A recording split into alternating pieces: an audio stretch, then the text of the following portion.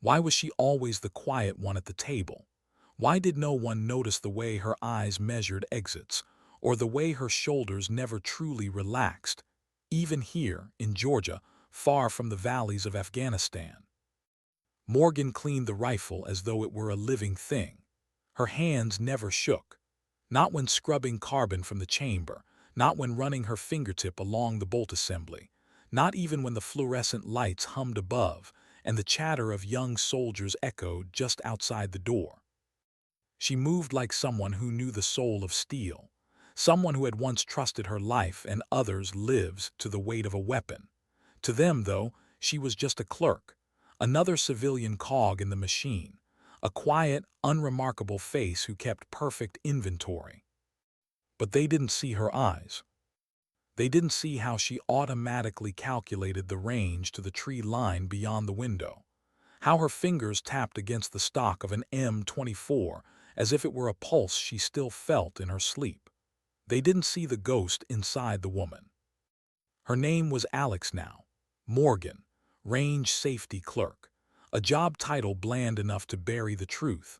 But long before Georgia, before the tidy apartment with a map pinned on the wall, she had been something else.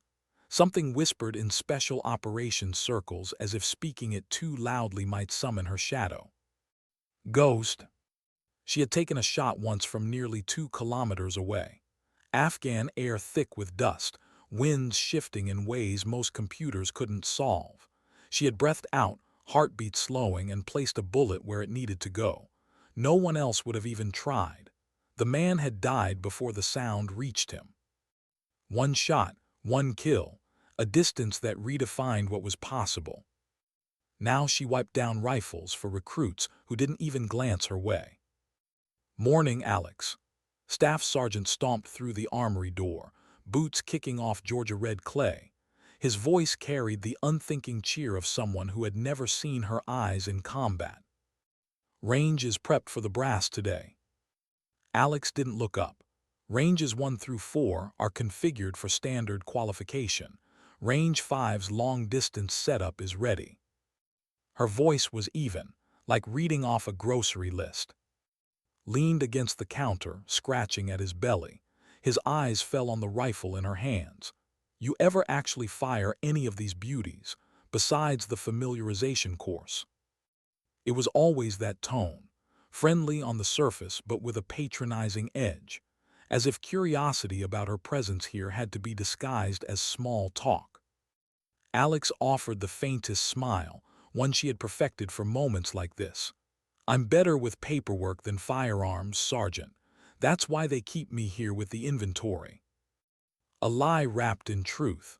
Yes, she was excellent with paperwork, but her true talent wasn't listed in any armory log.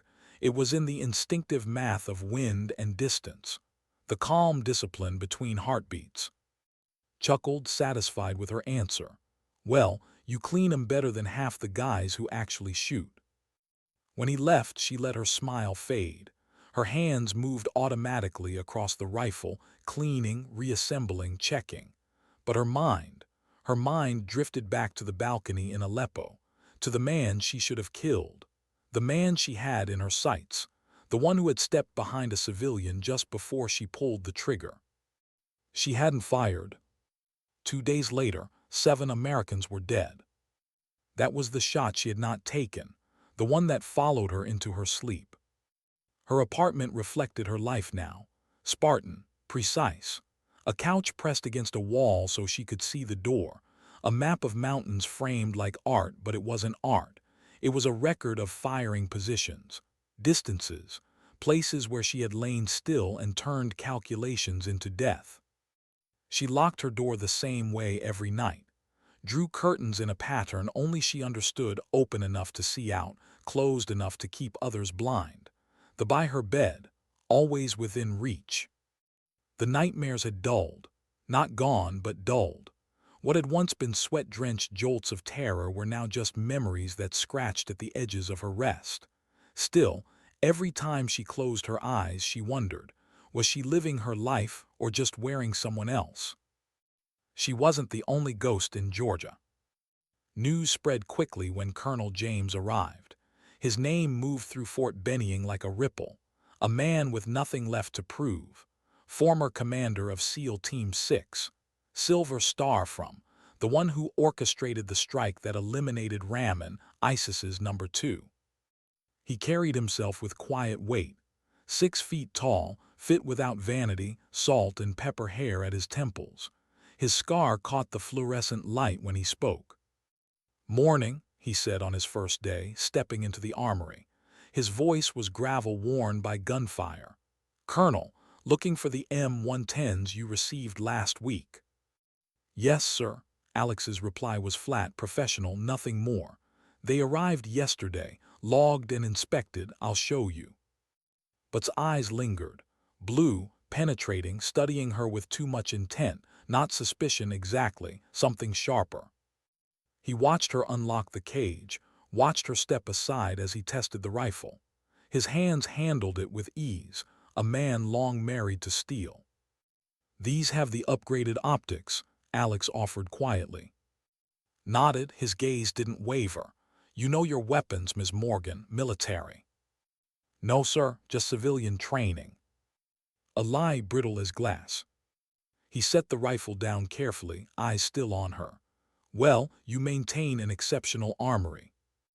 And as he turned to leave, Alex felt an old impulse, the twitch of her body wanting to stand at attention, to lock heels. She killed the instinct instantly, but's pause at the door told her he had noticed. Something about him unsettled her, like the faint shadow of crosshairs brushing her skin. 2 days later, her unease hardened. She walked in to find waiting with someone else, an older man, shoulders straight, eyes sharp as winter steel. His voice carried the authority of a past that never quite released him. "Lieutenant General William Hayes," introduced, "retired." The name hit her like a punch. Hayes, architect of Cold War covert operations, founder of Project. The program that had built her. She extended her hand. "General, an honor." Hayes studied her with quiet intensity. "The pleasure is mine, Miss Morgan. I hear you run a tight ship." "I try to maintain standards, sir." "Standards matter, especially when lives depend on them." Something in his tone prickled at her instincts. The room felt smaller. By the door, Hayes in front of her, a crossfire position. He was probing, testing. "You were working on that rifle yesterday," Hayes said, nodding toward the workbench. "Yes, sir, routine maintenance." Stepped forward, voice calm but deliberate. "We've been watching you, Ms. Morgan, the way you move, the way you handle weapons. You're not civilian staff, you're operator trained, high level." Alex's weight shifted almost without thought, muscles centering, preparing. "I don't know what you mean, sir," hollow words. Hayes's eyes softened unexpectedly. "We're not here to expose you. If you're hiding, you must have reasons, good ones." For the first time, she faltered. She had prepared for accusation, for threat, even arrest, but not for recognition, not for respect. "What do you want?" she asked. "Confirmation," Hayes said, his voice low. "You were part of Project, weren't you?" The name itself scraped across her nerves. The program that had taken her gifts, her math, her vision, her instinct, and sharpened them into something beyond human. The program that had turned her into ghost. Her silence was answer enough. Hayes nodded slowly. "I thought so." And in that moment she felt the fragile walls of the clerk cracking. They knew, not everything but enough. She should leave, pack her bag, vanish again, but something in Hayes's eyes rooted her. Not threat, not accusation, recognition, and pride. Her past had just stepped back into the room. And with it, the truth she had buried for years. What did they see when they looked at her? A clerk, a name on a payroll list, or the shadow of a legend they weren't supposed to know existed? 2 days after Hayes had spoken her name, her real name, Alex found herself pulled into a briefing room she had no business entering. The room was cold, Spartan. A table, screens on the walls, officers already gathered. Stood at the head of the table, Hayes beside him. When Alex stepped inside, conversation stilled. "Sir, with respect," one officer muttered, gesturing at her. "This is classified." "She stays," cut in. His voice was iron. Alex took the empty chair, not because she wanted to, but because she knew walking out wasn't an option anymore. Hayes's eyes never left her. Tapped a screen. Satellite imagery filled the wall, a complex buried in snow, sharp angles against the white expanse. "Point Research Facility, Alaska," said. "6 hours ago, hostiles seized control.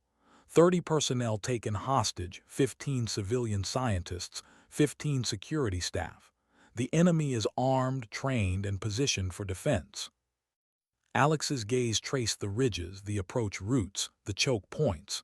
She caught herself forcing her eyes back to neutral, but her mind was already calculating. Intelligence brief followed. Russian, contractors, led by a man with a name she hadn't heard in years but would never forget. Victor. The photo slid across the table toward her. She stared at the grainy face. Gray hair now, but the same sharp features. And the same memory, Aleppo. The man who had stepped behind a civilian just as she was about to pull the trigger. The shot she had aborted. The shot that cost 7 Americans their lives. Her hand trembled as she closed the folder. The officers noticed. Hayes did too. "You recognize him," Hayes said softly. "Yes," Alex whispered. "Syria, 2015. He was my target. I had him in my scope. He moved behind a civilian. I didn't take the shot." Silence pressed against the walls. Hayes nodded, voice steady. 2 days later, he orchestrated the bombing that killed the SEAL team in Aleppo. "Yes." Leaned forward, his voice low. "You were the sniper assigned to that operation. The one they called," he trailed off. "Ghost." He didn't need to say it. The word hung between them anyway. Alex didn't confirm. She didn't deny. But her silence was louder than any admission. One officer let out a slow whistle before cut him down with a glare. Hayes leaned forward. 121 confirmed. Across Afghanistan, Iraq, Yemen, Syria, your ghost. Alex's voice was quiet. Yes. For the first time in 3 years, the name wasn't just a memory. It was alive in the room again. But the mission couldn't wait for ghosts. Pulled up another feed, fresh drone imagery. Men have fortified positions. Hostages are centralized in the main building. A frontal assault will cost lives. Too many. Alex's eyes scanned the layout. The ridges, the angles, the distances. She tried to force her mind back, tried to bury the instinct, but the words left her before she could stop them. "There's a third option." Every face turned. She pointed to the eastern ridge. 1,800 meters. Clean line of sight. A sniper there could neutralize command elements, disrupt their defenses, and open a window for an assault team. "That range is beyond effective capability," an officer protested. Alex raised her eyes, cold, steady. "Not for all snipers." The silence was thick. Gaze met hers, he knew. Hayes broke it. "Morgan or Ghost, are you volunteering?" The question lingered in the air, heavy as steel. Her chest tightened. She had walked away from this life. She had chosen silence, anonymity, but wasn't just another name on a list. He was the ghost of her failure, the shot not taken, the faces of 7 dead men. "If I do this," she whispered, "I have conditions." "Name them," said. "My identity remains protected. When this is over, I disappear again." "Done," Hayes replied without hesitation. "I choose my own gear, my own insertion, my own extraction. No spotters, I work alone." "That's not standard protocol," began. "I'm not a standard operator." Her voice cut him clean. For a long moment studied her. Then he nodded once. "Agreed, with one caveat, I'll be your remote support. You don't work completely dark." Alex held his gaze, a compromise. She gave the smallest nod. Hayes leaned back, studying her face, his tone solemn. "For the record, are you Ghost? the operator credited with 121 kills in high-risk theaters. Her eyes met his without a flinch. "Yes, I am Ghost." The words dropped into the room like a verdict. Hayes breathed out. "Then it's time." Ghost came back from the shadows, one more time. The basement storage vault wasn't much to look at. A steel door, biometric locks, fluorescent hum. But when keyed the panel and pushed the door open, Alex felt something in her chest shift. Her gear was waiting. The M200 intervention rifle. Her rifle. Modified barrel, custom scope, the weapon that had carried her through dust storms and frozen ridges. Beside it, a Scar H, compact and brutal. Her sidearm, the SIG she had once taken apart blindfolded. She ran her hand along the M200 stock, tracing familiar imperfections, the scars of past operations. Muscle memory rose like a tide. "How does it feel?" asked quietly. "Like clothes that fit perfectly," she murmured. "Clothes you hoped you never wear again. After this mission you'll have the choice, disappear or something else." His voice carried weight but not pressure. She didn't answer, she couldn't. Instead, she checked every piece. Scope alignment, trigger tension, ammunition weights, each motion mechanical, precise, but in her chest something stirred. The slow, relentless transformation from clerk back to sniper, from Alex to Ghost. The tactical team waited in the briefing room when she entered. Delta Force operators, 12 of them. They turned to look at her. A woman of average height, plain clothes, hair pulled back, nothing remarkable. His voice cut through their doubt. "This is our precision element. Call sign Ghost." The room shifted, murmurs rippled. The call sign wasn't unknown. A whisper from Afghanistan, a myth from Iraq. Hayes spoke. "Ghost holds the record for the longest confirmed kill in U.S. military history, over 2 kilometers. Afghanistan, 2010. Silence settled. Skepticism gave way to something else. Respect. Pointed to the screen. "Ghost will be on the eastern ridge. She'll take out the command element, heavy weapons, comms specialist. Once those are down, we assault, clean and fast." A captain raised his hand. Weathered, hard-eyed. "Sir, range is nearly 2 clicks. Winds are brutal in Alaska. That's beyond effective range." Before could reply, Hayes answered, "For most, not for Ghost." The captain turned his eyes on her. Not dismissive now, curious, respectful. "Ghost, how long will you need?"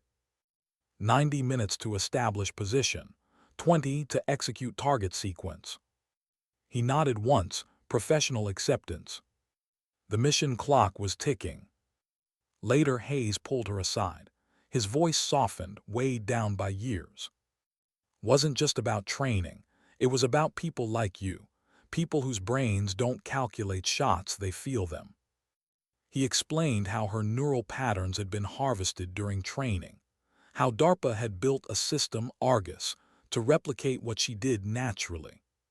She listened, silent, jaw tight. They had taken her gift, taken what made her human, made her Ghost, and turned it into a machine. And was after it.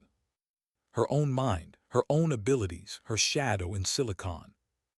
When the plane lifted off for Alaska, Alex sat in silence, rifle disassembled on her lap, hands moving automatically, checking, reassembling, every motion precise, controlled. But inside, her thoughts churned. They wanted Ghost, and Ghost was coming. But she wasn't coming for glory, not for orders, not even for country. She was coming for one man. Yep. The shot not taken. The face that haunted her. And this time she wouldn't miss. How many times had she walked away from the past, only to feel it reach out and pull her back? The C-17 thundered through the night sky, heavy with gear and men who lived on the edge of war. In the rear of the aircraft, Alex sat apart, her rifle spread in pieces before her like a ritual, each component checked, each motion precise. She told herself it was only habit, but the truth was simpler. She was becoming Ghost again. The operators around her whispered in low voices, eyes occasionally flicking toward her. They knew the name, the myth, Ghost. None of them saw a myth in the quiet woman hunched over her weapon, but they had heard stories, whispers. Slid onto the bench opposite her. His voice carried softly above the drone of engines. Weather, as expected, -17 Celsius. Wind steady from the northwest. Snow flurries clearing before drop. Alex nodded, eyes on the trigger assembly. Cold will affect burn rates. I'll adjust zero accordingly. You'll have the thermal kit you asked for. I won't use it, too bulky, restricts position. Frowned, it's -17. I've stayed still in worse. Her eyes finally lifted, steady. Movement generates heat, bulk kills precision. He studied her for a beat, then nodded. This was Ghost's world. Hayes arrived carrying a tablet, his weathered face lit by its glow. "This record is ugly," he said without preamble. "Chechnya, Georgia, Ukraine, Syria. Always the same pattern: hostages, sieges, counter-sniper tactics. He builds traps that force his enemy to choose between two bad options. What the Soviets once called the strategy." Alex knew the name. She had lived it in Syria, moving behind a civilian, her trigger held. 7 Americans dead 2 days later. "He'll do it again," Hayes continued.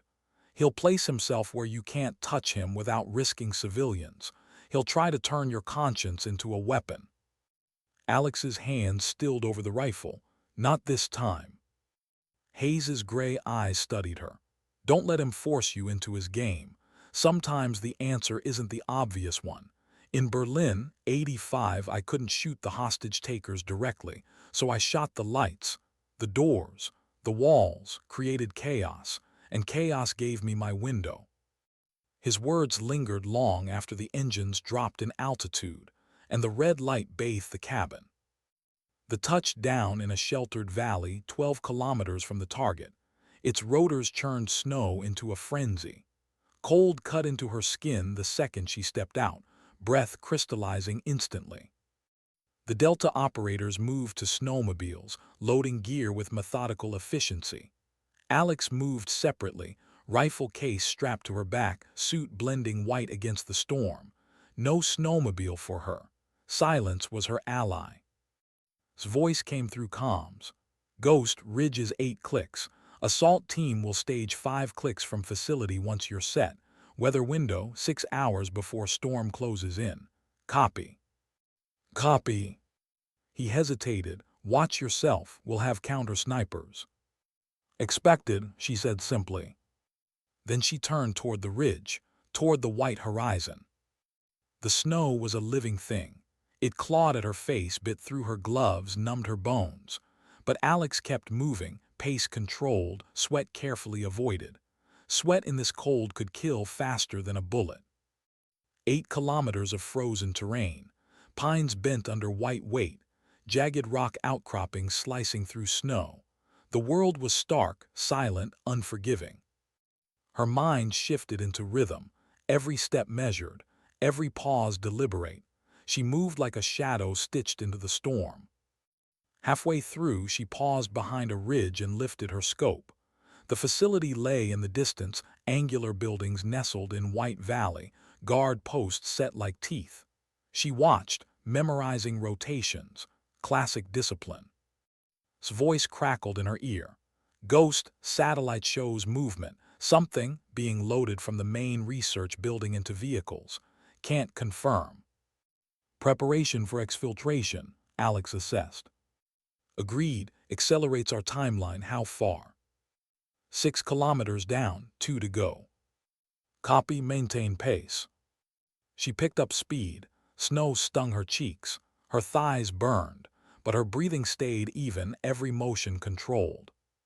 Finally, the ridge rose before her, a jagged crown above the valley. She climbed, boots cutting into ice, hands gripping stone. At the crest, she found her hollow, a natural depression shielded from view but commanding the facility below. She unpacked the rifle. Movements practiced, automatic, bipod locked, suppressor threaded, scope mounted, each motion a heartbeat. The rifle settled into snow, an extension of her body. Ghost to command, in position. Confirm visual, voice replied. She scanned the valley through her scope. 4 external guards, 2 rooftop snipers, 3 trucks in vehicle pool, modified Humvee with mounted system, research building reinforced, administrative wing heavy activity, storage building minimal. Primary target, Hayes asked. She shifted focus to the administrative building northeast corner, curtains half drawn, movement behind glass. Possible command position, can't confirm. We'll check perimeter himself, Hayes said. He's meticulous, wait. So she waited. The wind howled. Snow crystals sliced across her mask. Her body stilled into silence, every muscle trained to endure cold, hunger, thirst. She became part of the ridge. 20 minutes passed before the door opened. A tall figure stepped out, command in every line of his body. Even through winter gear, she knew him instantly. Visual confirmation. Exiting administrative building, crossing to research facility. Her crosshairs settled on his skull. Distance 950 meters, clean shot. Her breath steadied.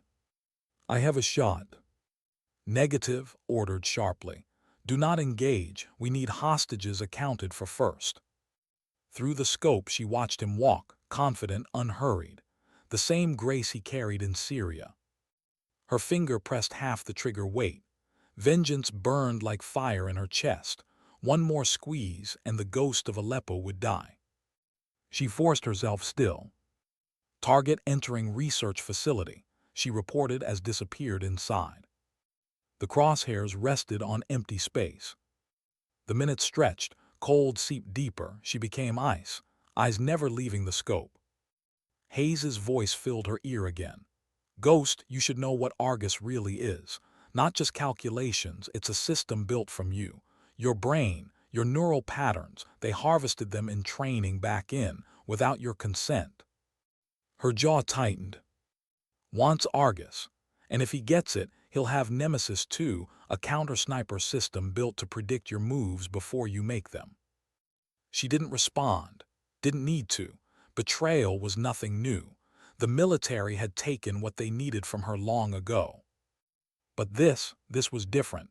Stealing Argus meant stealing her ghost. Her scope caught movement, doors opening again, carrying a case, a hardened container 1 meter long.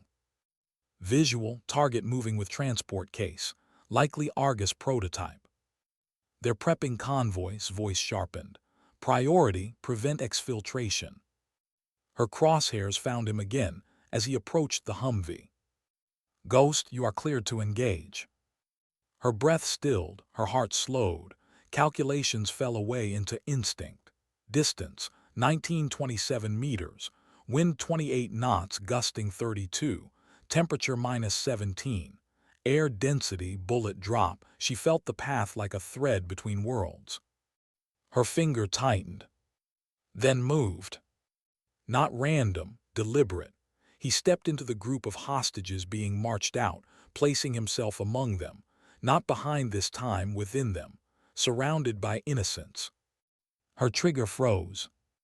Target has moved into hostage group, she reported, her voice flat but tight with controlled rage. It's Hayes said grimly. He's forcing the same dilemma as Syria. Her eye stayed on the glass, ordering, gesturing, shielded by the very people she was here to save. Vehicles preparing to move. 5 minutes until convoy departs, she said. Ghost, we cannot let them leave, pressed. But she couldn't fire, not clean, not yet.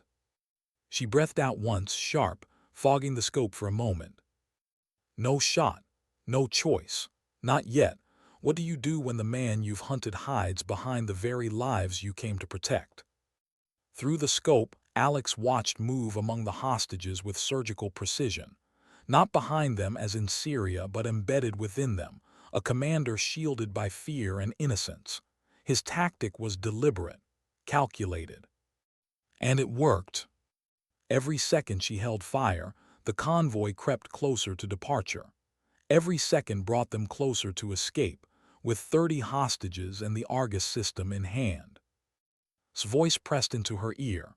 "Ghost, if they leave the valley with both hostages and prototype, we lose everything. We need an opening, now." Alex's crosshairs tracked his head as he barked orders. One squeeze of the trigger, but the risk was absolute. She had already lived this once before, and she would not live it again. "Target shielded," she said, voice steady but tight. "No clean shot."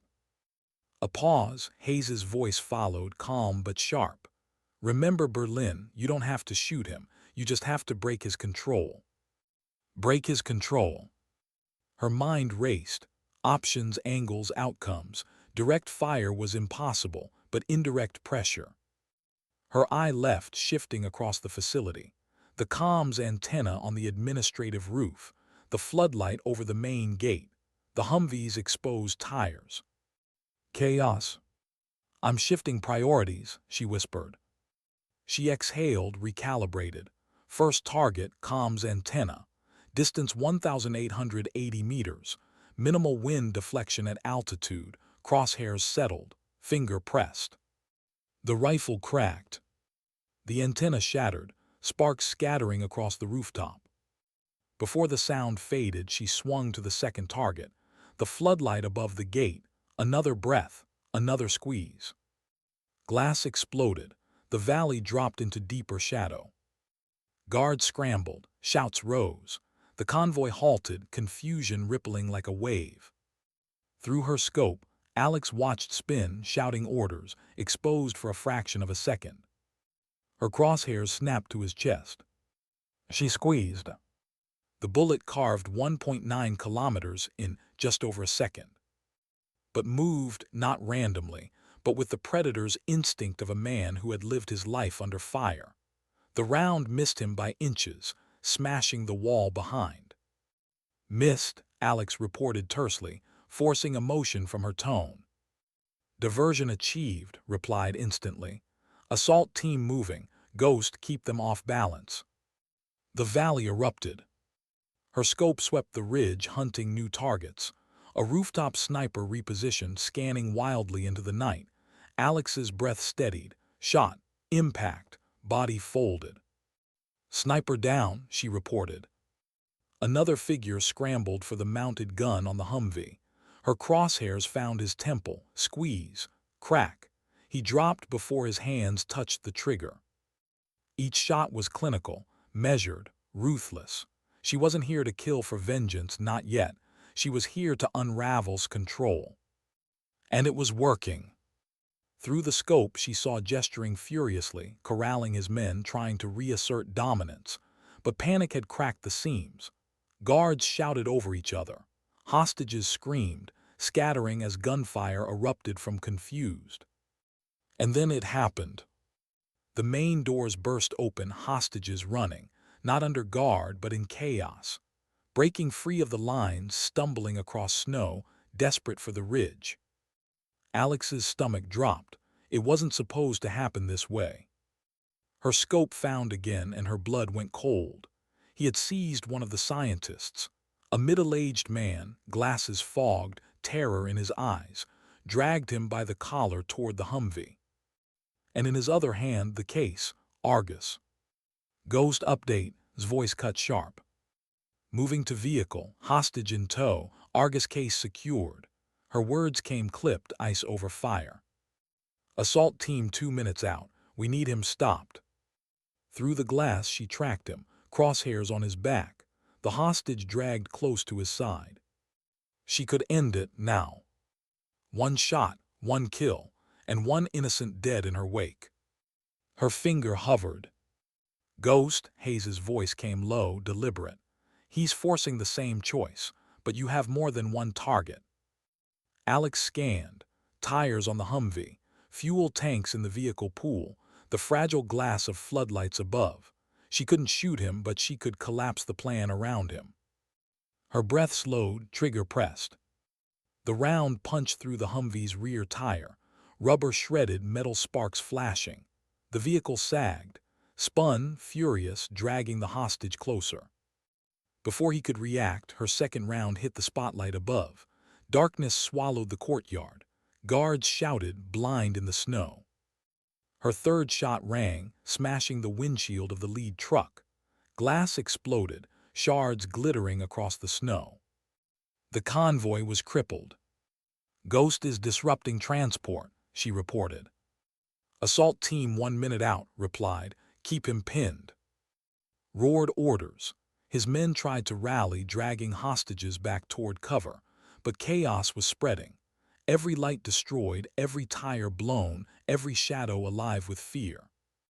Alex's scope tracked him again, his face visible in the spill of a burning spotlight, his eyes scanning the ridge, searching.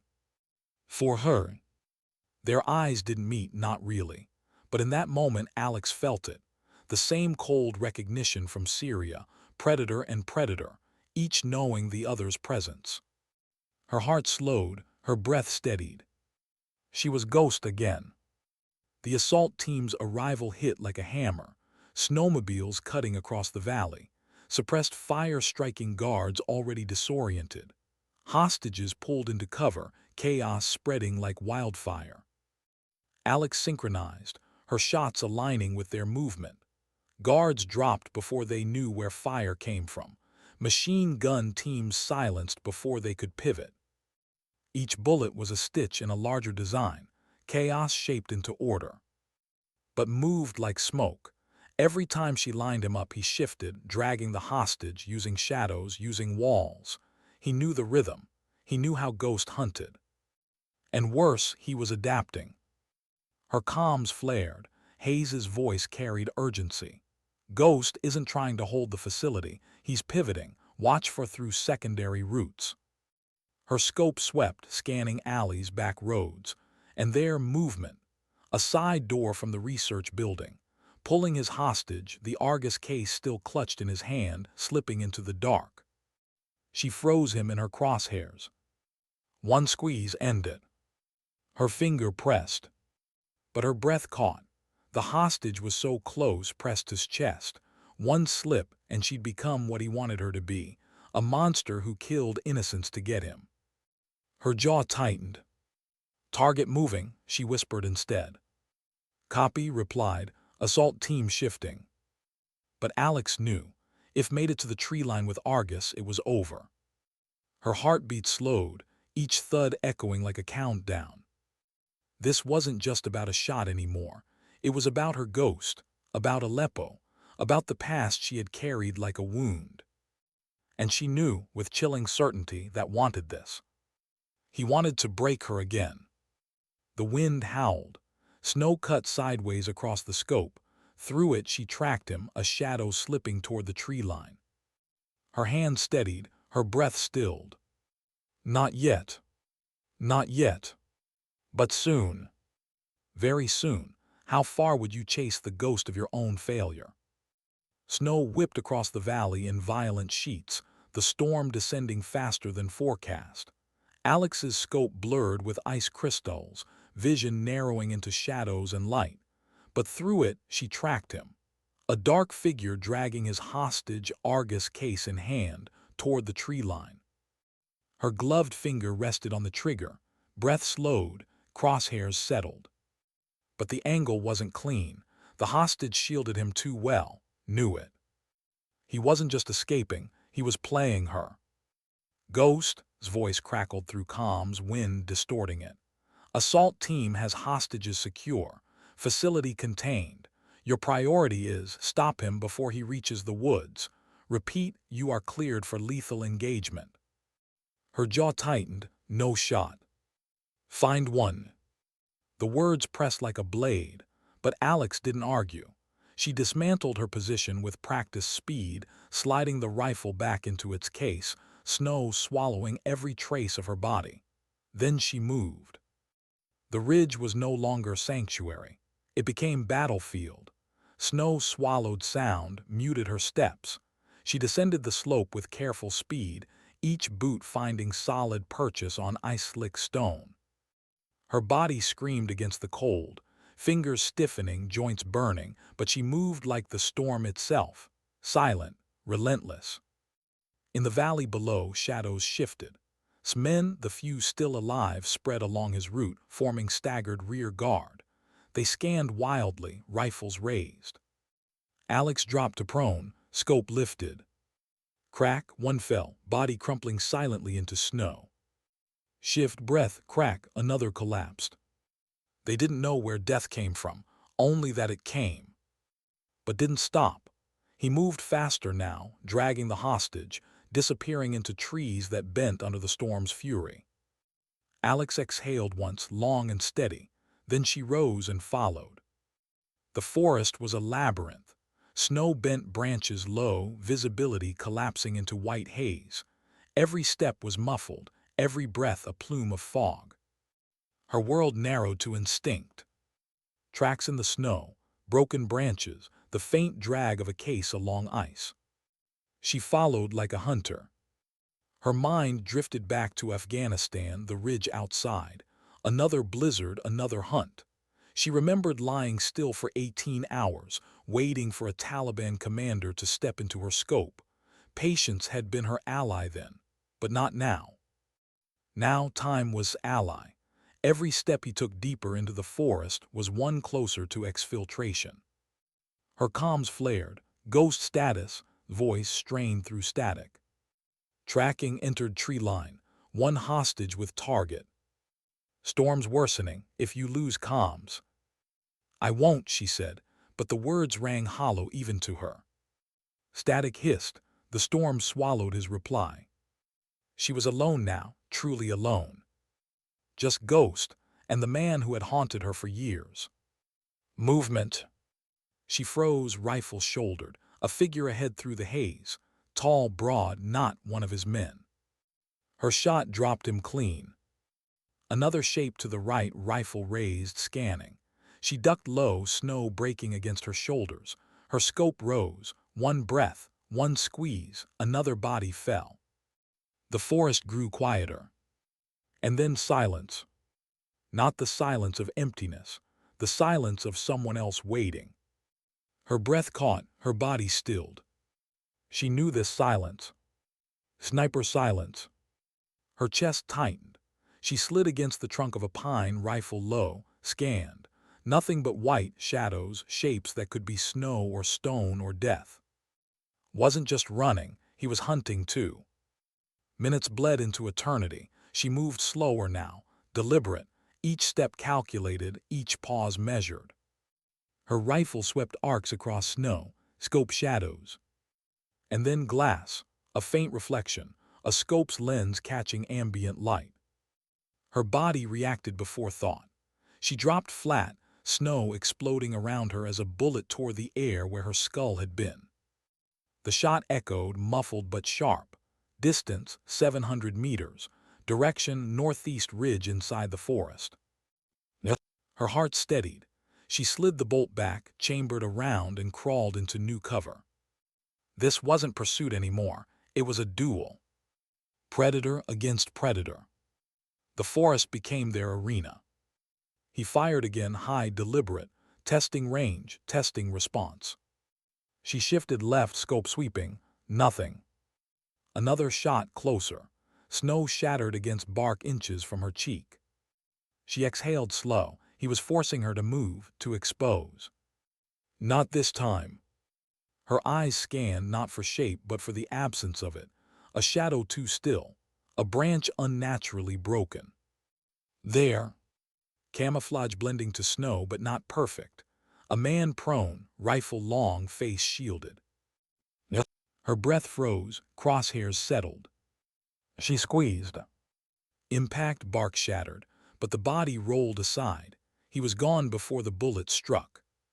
She hissed through teeth. He knew her rhythm. He knew how she hunted. Because he had studied her for years. The silence stretched again. Her mind fought memory. Aleppo, the rooftop. His body framed in crosshairs, her fingers stilling, the cost of hesitation.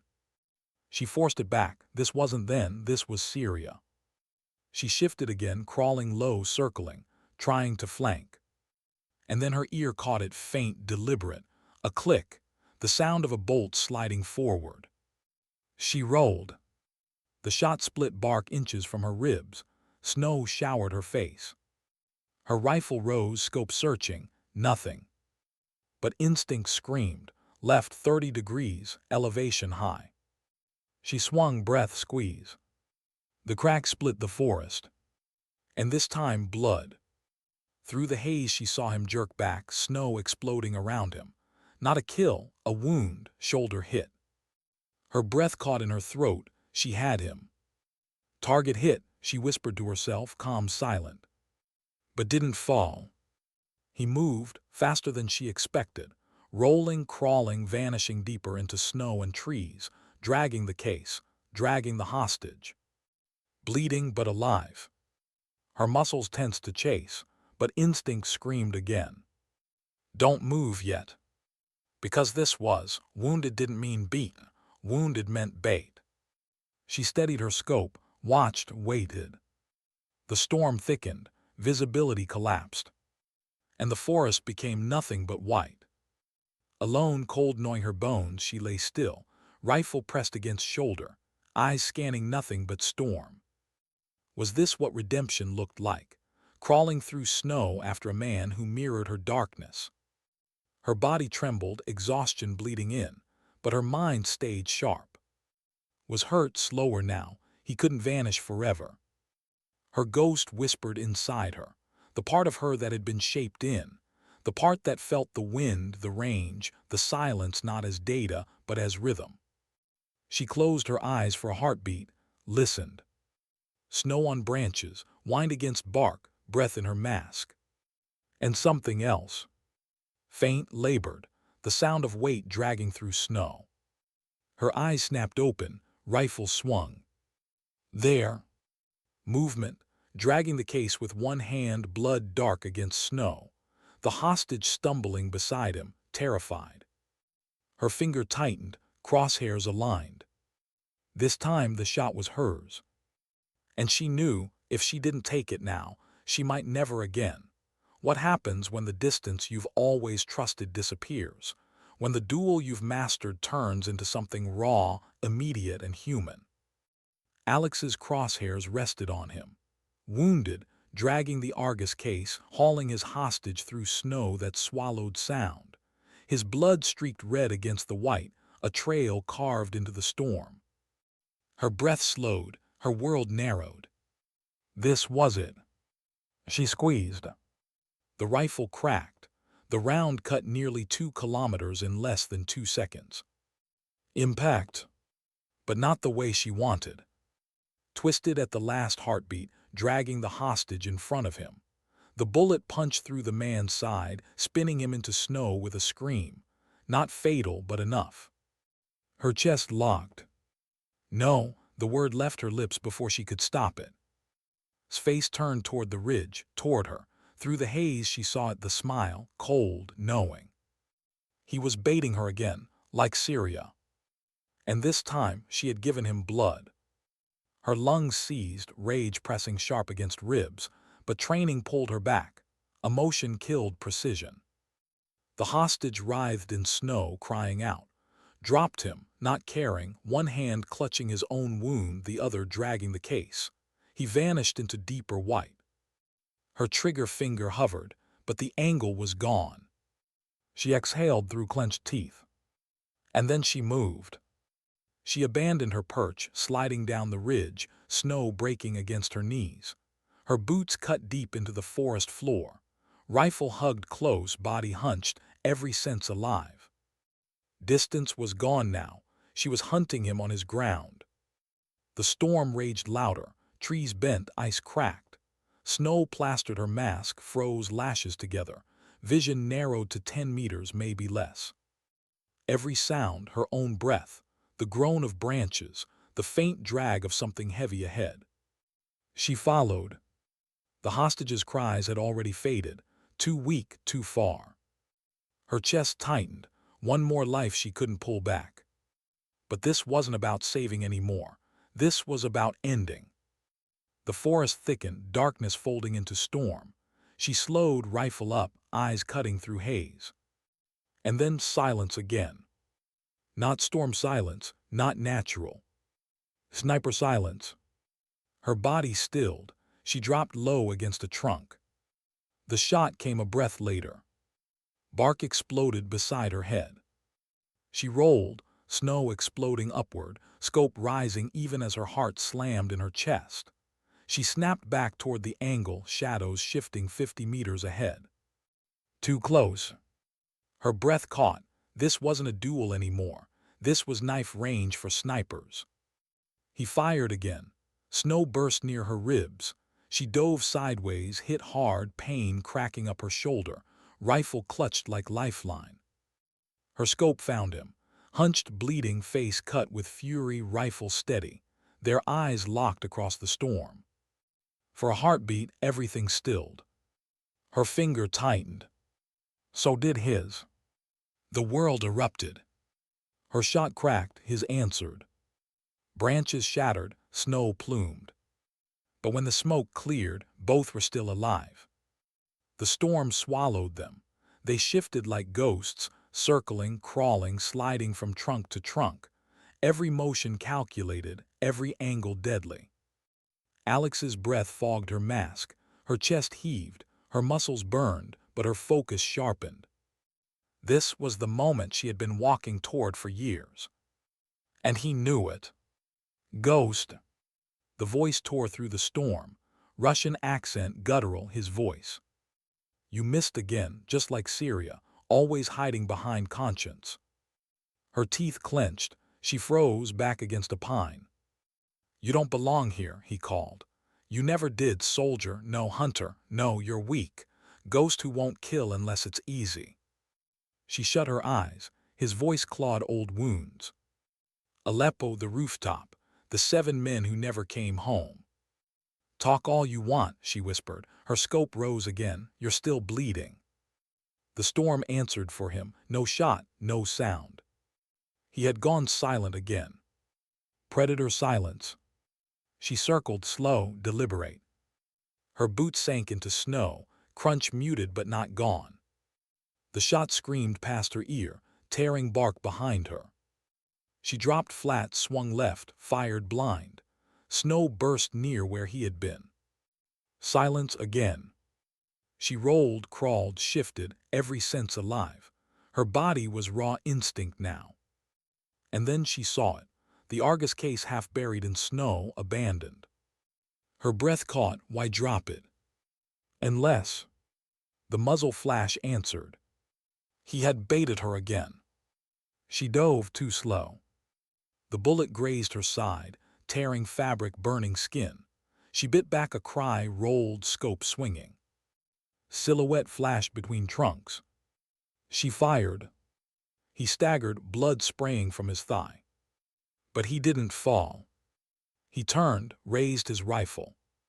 Too close. Too fast. Their shots cracked as one. Her shoulder slammed back against snow. Pain ripped through her arm. Her rifle slid from her grip, vanishing into white. Her breath came shallow. Her hand clutched at her chest, no blood, not hers. The round had punched her vest, the plate had held. She gasped, dragging breath back in. And through the haze she saw him. Staggering but alive, dropping his rifle now, pulling a pistol from his belt. Close rain. The storm howled around them, but all she heard was her own heartbeat. She pushed herself up. Pain screamed in her ribs. She reached for her sidearm, fingers numb, gloves stiff. He raised his pistol, aimed.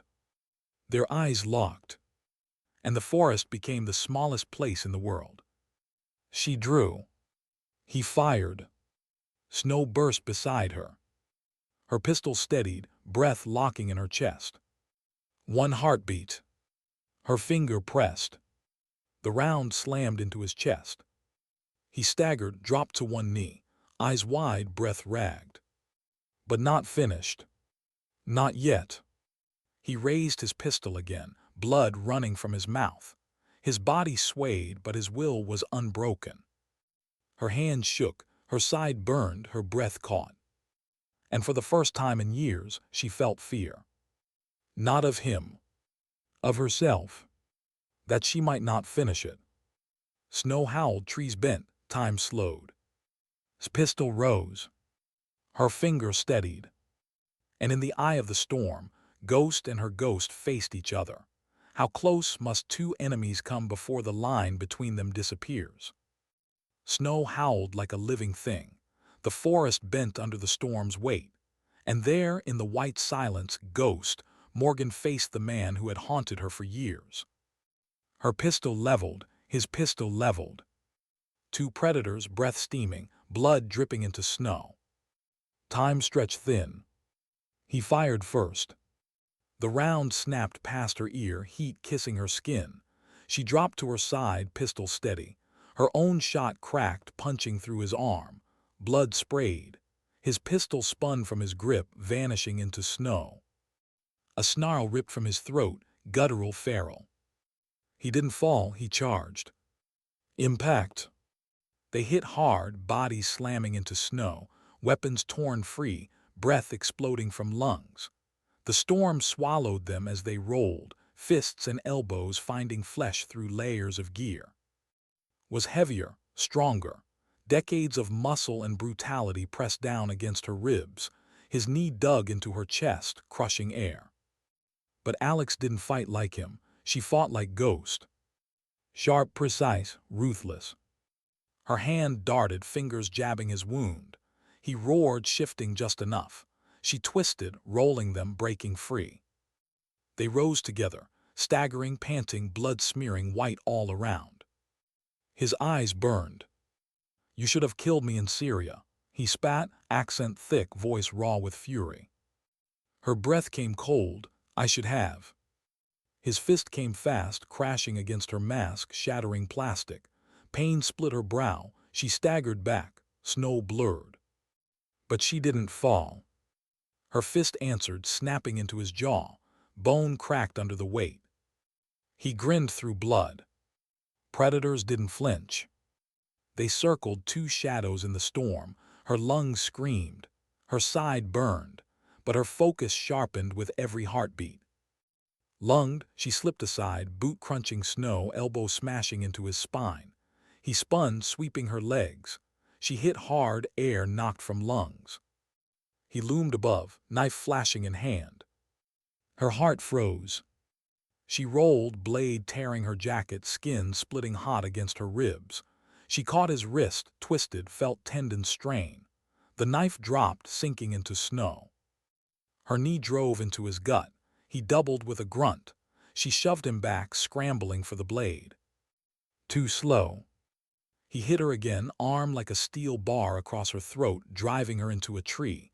Bark bit her skin. Breath strangled. Her vision narrowed. Black spots danced at edges. Aleppo's ghosts pressed in. Not again. Her hand rose, found snow, found knife. She swung blind upward. The blade cut, flesh parted. His grip loosened, a roar breaking the silence. She shoved, stumbling free, knife slick in her hand. They faced each other again, both bleeding, both trembling. You fight like prey, he snarled, clutching his wound. She steadied her breath. No, I fight like someone who has something left to lose. His laugh was ragged, broken. You think this matters? Argus will live, others will come. You kill me and the ghost will still be yours. His words cut sharper than the blade. Because he wasn't wrong. The ghost inside her wasn't just him. It was Aleppo. It was the men she had lost. It was the shot she had never taken. But tonight she could choose differently. He lunged again, fury over precision. She, blade flashing. Steel cut deep across his ribs. He grunted, staggered, but his hand clamped her wrist, forcing the knife down. They wrestled, bodies locked, strength against strength, breath steaming, snow breaking beneath boots. The blade hovered between them, shaking, each trying to force it into the other. His face was inches from hers, breath foul, eyes blazing. You won't do it, he hissed. You never do. Her muscles trembled. His strength pressed hers down, the blade edging toward her chest. She saw it again, the rooftop in Syria, her finger frozen, her men dying. Her throat tightened. No more. Her knee snapped upward, hard into his wound. He roared, grip faltering. The blade shifted. Her strength surged from somewhere deeper than muscle, from grief, from rage, from everything she had carried and buried. She drove the knife upward. It slid through cloth, through flesh, into his chest. His eyes widened, disbelief flickering. His body stiffened, then collapsed against her. For a moment, neither moved. Only their breaths, shallow and ragged, mixed with snow. Then silence. She shoved him back. He fell heavy into white, blood spreading dark beneath him.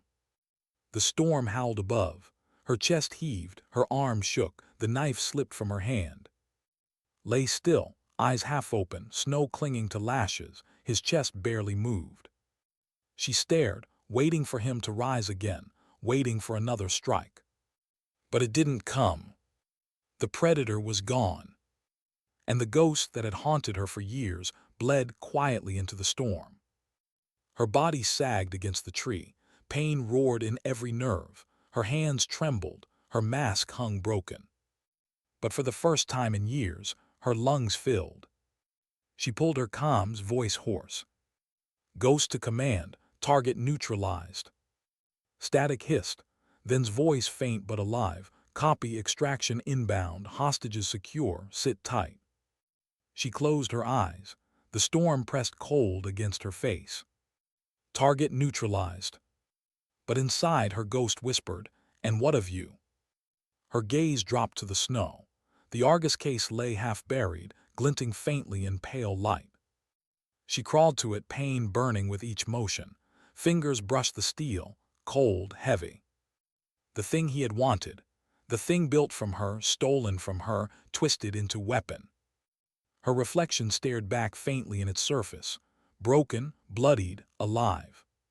She pressed her forehead against it for one trembling heartbeat. Then she shut the lid and let the storm carry away the sound of her breath. What do you tell the world when the man you've hunted is finally gone? But the silence he leaves feels louder than the war itself. The storm raged for hours, swallowing sound, swallowing light. Alex sat alone in the snow, back pressed against the tree, her breath rising in broken clouds. His body lay only meters away, blood frozen into black ice, face half buried beneath the white. For years she had chased this man. For years his shadow had been the measure of her failure. And now he was nothing more than a shape in the snow. Her chest should have felt lighter, but it didn't. It felt hollow. Her comms hissed alive. His voice broke through, crackling against static. Ghost status. Her lips parted, voice hoarse, dry. Target down, Argus secure. Silence, then say again. She closed her eyes. It's dead, the ghost is gone. The channel filled with static, then Hayes's voice, softer, steadier. Copy that. Extraction is 3 minutes out. Hang on. She let the comm fall silent. Her hand slid to her side, pressing against the graze, blood stiff against fabric. Pain flared, real, grounding. For years she had wondered how this moment would feel. A shot, a kill, an ending. But endings weren't clean. They bled into silence.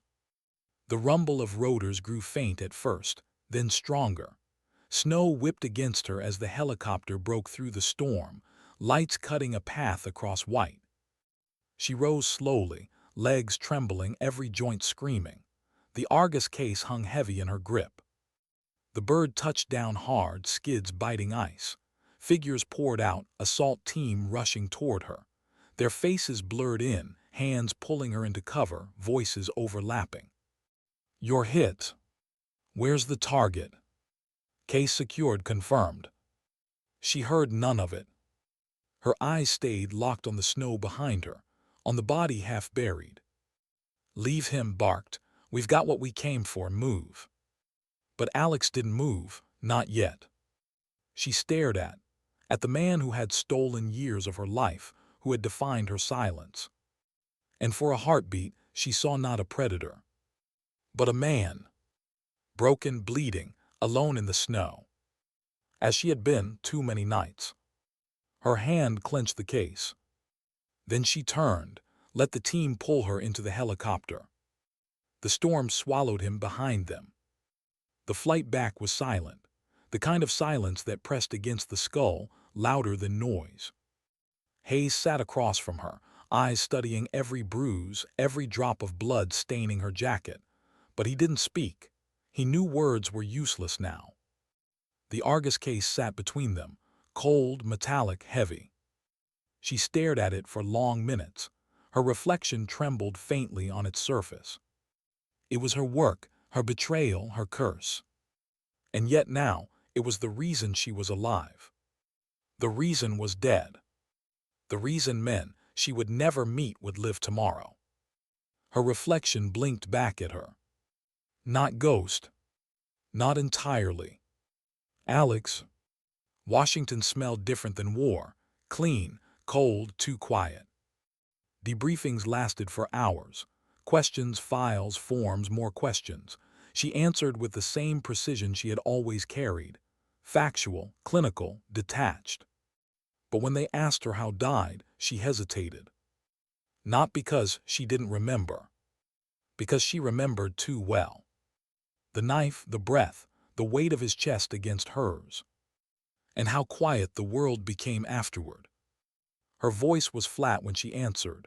Close range, hand to hand, neutralized. Pen scratched, papers filed. No one looked into her eyes. No one wanted to. Days later, she stood in Arlington. Rows of stone stretched endless across green. The men from Aleppo, the 7 ghosts. She placed her rifle against the grass, barrel downward, hand resting on stock. Her fingers trembled. For years she had carried their silence. For years she had believed life would buy back their memory. But standing there, she knew better. Killing him hadn't brought them back. It hadn't erased her failure. It hadn't healed the wound. But it had given her something else. A choice.